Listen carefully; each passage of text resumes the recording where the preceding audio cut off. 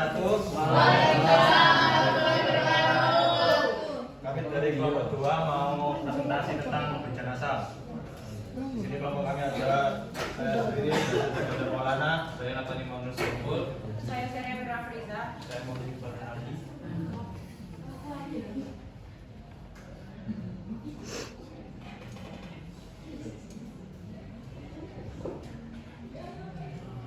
Oke, jadi kita masuk ke materi pertama ya, yaitu apa itu hujan asam.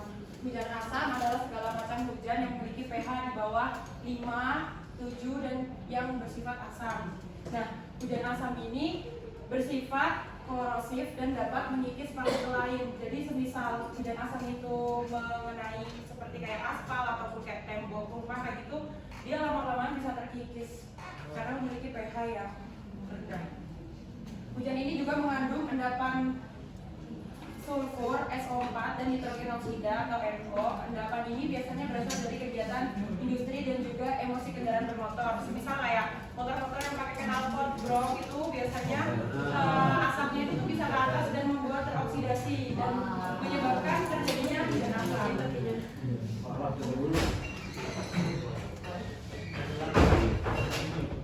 Nah, dari hujan asam ini, nama hujan asam nggak langsung muncul gitu aja, jadi ada sejarahnya. Nah, siapa sih yang nemuin nama hujan asam ini? Jadi ada Bapak Robert Smith ini, dia salah satu penemu nama dari hujan asam ini. Gimana cara dia nemuinnya?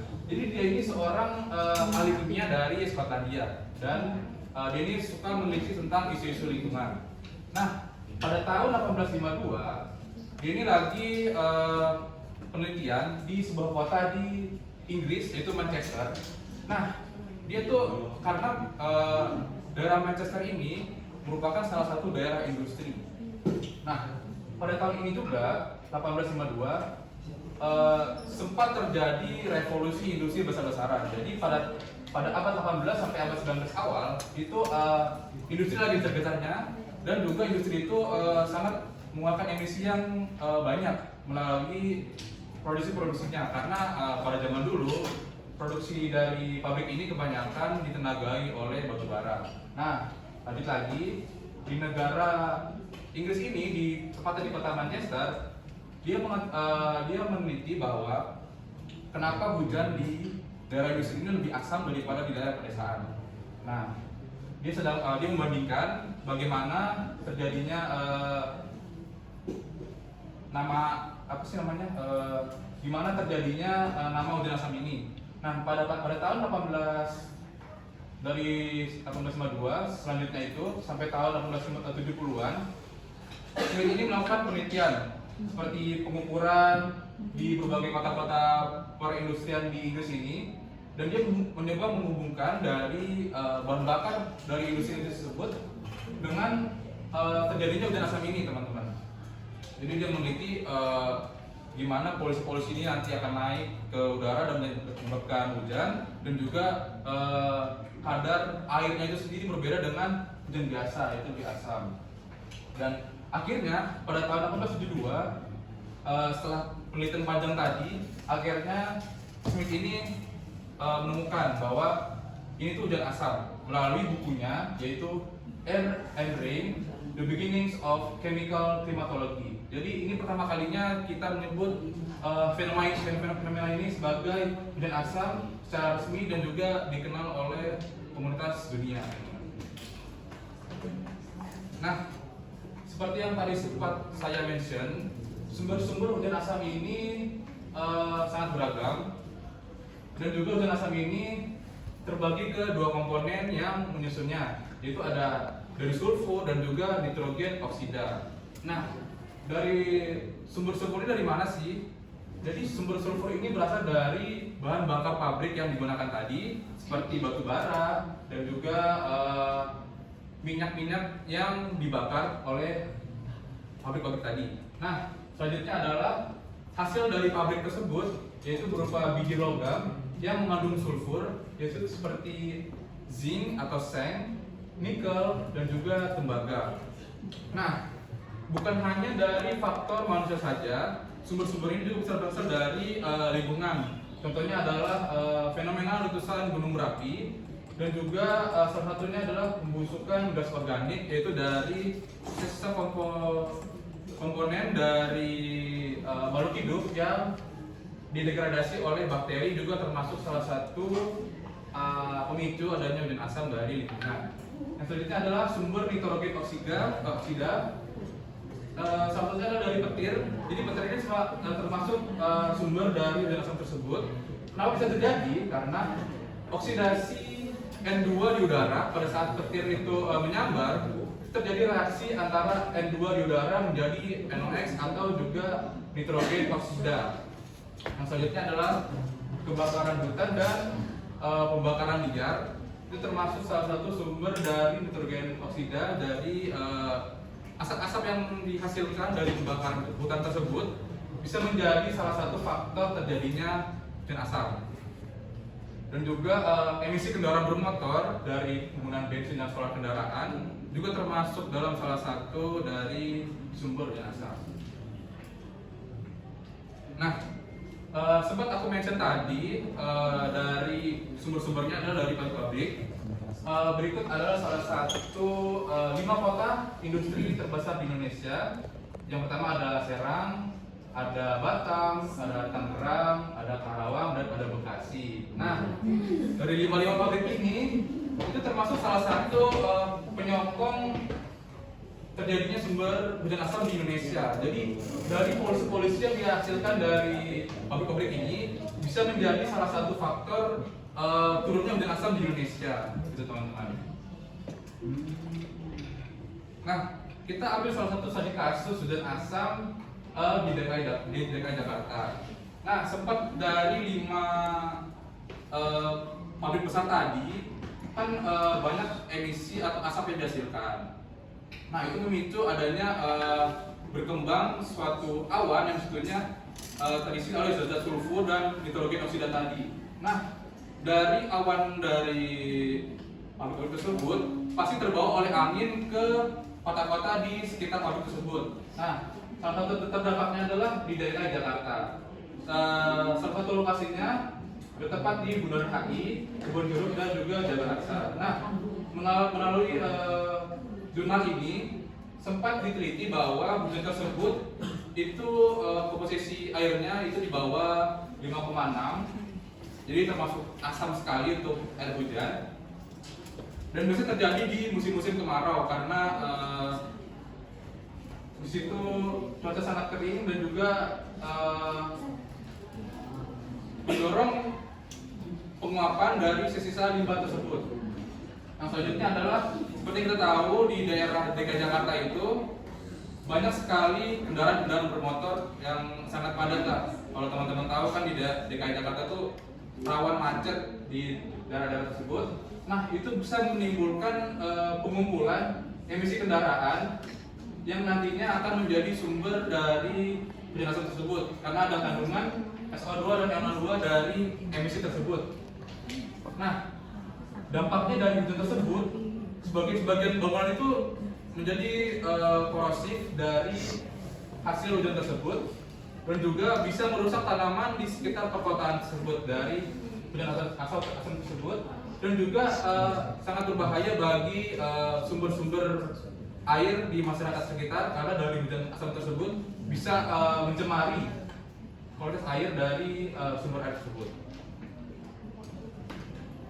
Baik, selanjutnya ada deposisi hujan asam. Deposisi hujan asam adalah proses turunnya zat asam dari atmosfer ke permukaan bumi. Nah, zat asam ini bisa berasal dari asam sulfat atau H2SO4, asam nitrat atau N3, dan juga asam klorida atau HCl yang terbentuk di udara akibat pencemaran yang misalnya ada dari pembakaran batu bara, asap kendaraan bermotor atau asap dari pabrik. Nah, untuk deposisinya sendiri ada dua, yaitu deposisi basah dan juga deposisi kering.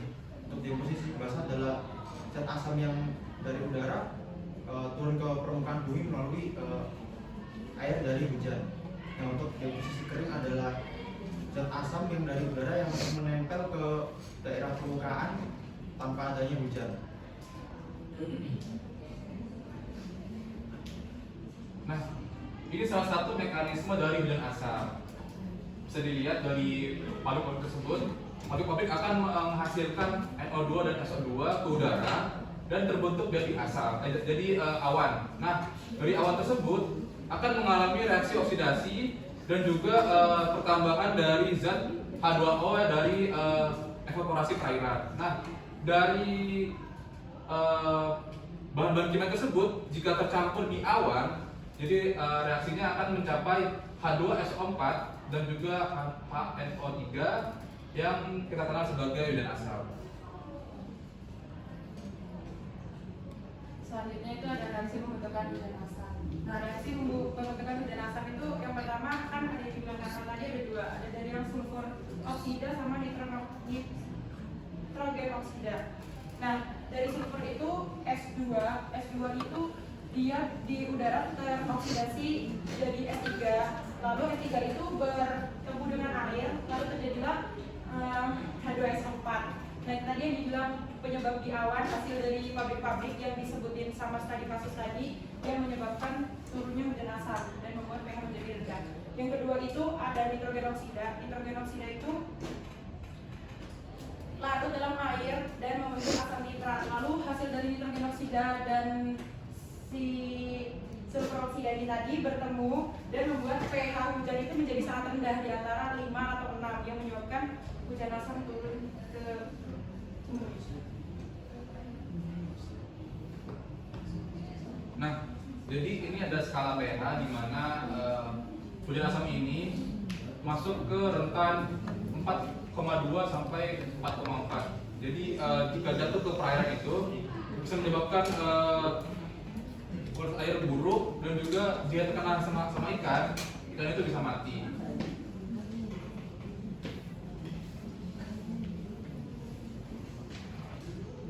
Sebenarnya ada dampak hujan asam tadi sudah disinggung ya di awal. Jadi hujan asam itu bisa menyebabkan kerusakan lingkungan. Yang pertama bisa merusak tanaman. Jadi kan dia hujannya itu bersifat asam, nanti tanamannya bisa mati. Terus dia juga bisa mengubah pH tanah yang akan menjadi lebih asam, lalu bisa merusak bangunan karena dia tadi mengandung yang emisi-emisi yang berbahaya tadi. Dia itu bersifat korosif sehingga dapat merusak bangunan seperti marmer, batu kapur, dan beton. Lalu yang ketiga bisa menimbulkan masalah kesehatan. Karena hujan asam ini yang mengandung emisi berbahaya tadi, jadi emisi tersebut berbahaya bagi kesehatan pernapasan, dan juga ketika kena kulit itu kan bisa ini ya, iritasi.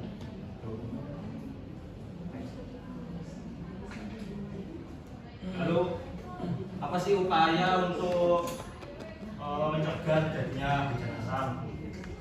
Nah, yang pertama dengan bisa mengurangi penggunaan bahan bakar fosil seperti batu bara dan minyak bumi. Kan ini yang penyumbang bahan-bahan yang penyumbang terjadinya hujan asam tadi di industri.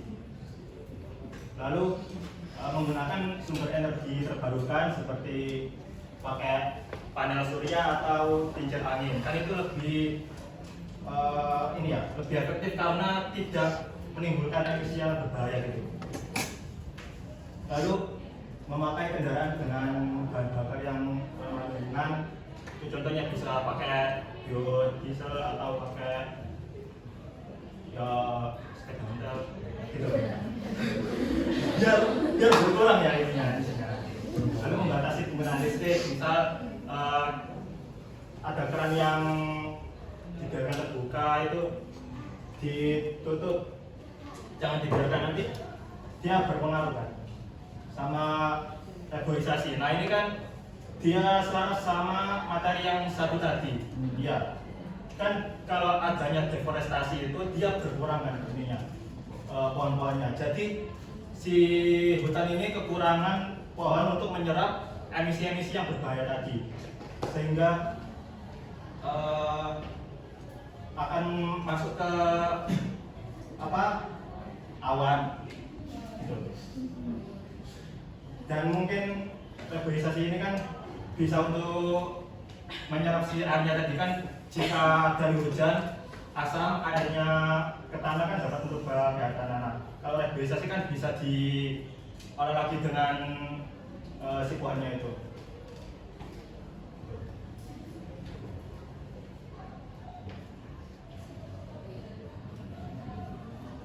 Oke, selanjutnya ada kesimpulan. Hujan asam merupakan peristiwa lingkungan yang timbul akibat pencemaran udara, khususnya dari pelepasan sulfur dioksida dan dioksida yang bereaksi dengan uap air di atmosfer hingga menghasilkan senyawa asam. Kejadian ini menimbulkan berbagai dampak negatif seperti menurunnya kualitas air, terus berkurangnya kesuburan tanah karena dia pH-nya asam, lalu rusaknya bangunan dan infrastruktur serta membahayakan kesehatan manusia. Karena itu kita harus mencegah dengan mengurangi bahan-bahan yang mengandung emisi berbahaya tadi agar masalah hujan asam dapat dikendalikan secara berkelanjutan. Baik, sekian pemaparan materi dari kami. Mohon maaf jika ada salah. Kita lanjut ke sesi tanya jawab. Sabar. Sabar.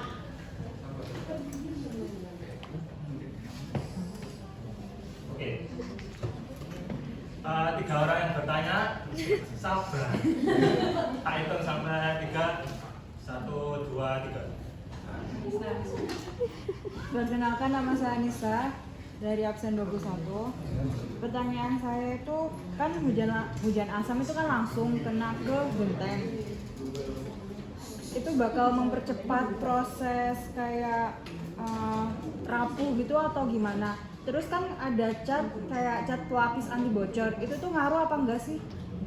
Makasih. Jawabannya ditampung dulu. Lanjut ke pertanyaan kedua. 1, 2, 3. Silakan. Ya. Oke, perkenalkan nama aku Ratu Zaidan. Izin untuk bertanya kepada kelompok 2. Ada nggak sih kayak ciri-ciri atau apa namanya kayak tanda-tanda kalau misalnya itu mau hujan asam? Kan kita nggak tahu tiba-tiba itu hujan asam atau hujan biasa. Supaya kita tuh bisa kayak lebih aware gitu loh. Hubungan Kak. Ada nggak sih? Bedanya sama. Oke, satu lagi. Yang terakhir. 1, 2, 3. Perkenalkan, nama aku Natasha Aulia, absen 13. Aku mau tanya, gimana pengaruh hujan asam ini ke suhu di perairan dan berapa batas toleransi hujan asam ini di perairan?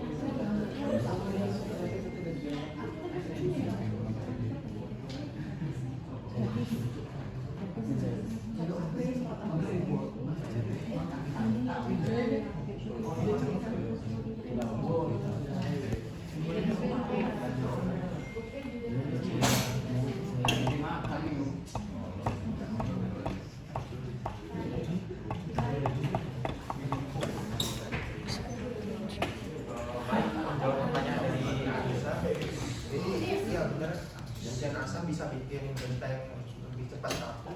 Nah, peristiwa itu terjadi karena hujan asam mengandung asam sulfat dan juga asam nitrat yang terbentuk dari pencemaran yang ada di udara.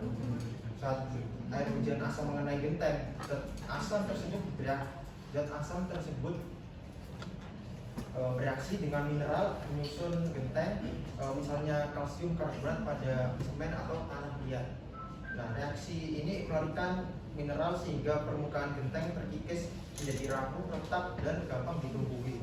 Nah, untuk cat pelapis anti bocor fungsinya memang bisa membantu melindungi permukaan genteng dari kontak langsung dengan air, termasuk hujan asam. Jadi pelapis ini dapat memperlambat kerusakan tapi tidak sepenuhnya mencegah, karena seiring waktu lapisan cat bisa menipis atau rusak. Apakah sudah menjawab? Sudah. Terima kasih Aldi. Oke, aku lanjut jawab pertanyaan dari Rafli ya. Ada nggak sih tanda-tanda hujan asam itu? Kalau tanda-tanda hujan asam itu di lingkungan itu biasanya tumbuhan itu banyak yang menguning, terus banyak tumbuhan yang kering karena tanahnya itu udah asam. Terus kalau misal kayak di udara itu biasanya sebelum hujannya tuh ada kayak kabut tebel, terus kabutnya tuh kayak bau belerang atau bau kayak logam kayak gitu. Nah, kalau misal tanda yang spesifik banget mungkin nggak ada, mungkin bisa kayak misalnya air hujannya udah turun, kalau kita lihat air danau itu tuh jadi asam. Ya kayak misalnya kita rasain air hujannya itu tuh rasanya asam gitu. Kayak gitu aja. Kalau buat tanda-tandanya ya yang tumbuhan tadi sama yang di udara tadi. Kamu jawab?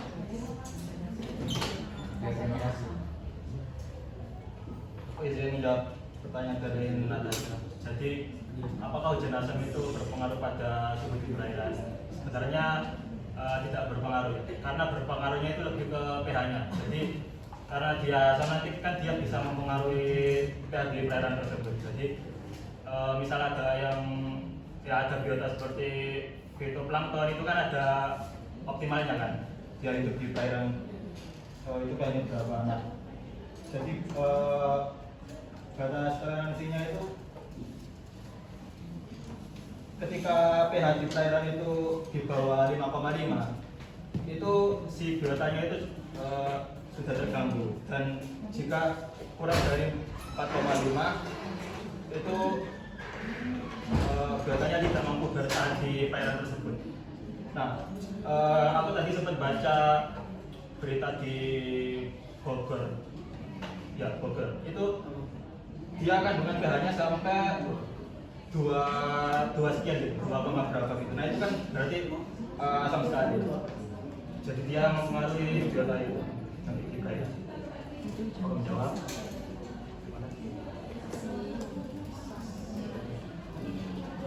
Sekian presentasi dari kelompok 2. Mohon maaf apabila ada kesalahan. Terima kasih. Assalamualaikum warahmatullahi wabarakatuh.